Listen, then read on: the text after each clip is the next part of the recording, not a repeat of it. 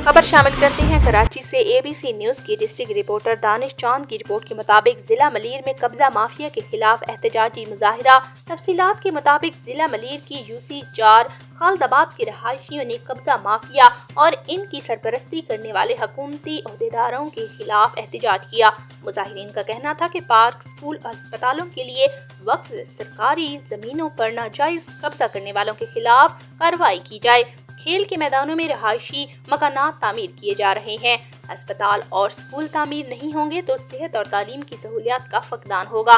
हम इदारों से दरख्वास्त करते हैं कि इनके सरपरस्त सरकारी अहदेदारान के खिलाफ कदम उठाएं। मुजाहिरे में सिविल सोसाइटी के अलावा वकला और खलदाबाद खिदमत कमेटी के जिम्मेदारान भी शरीक थे।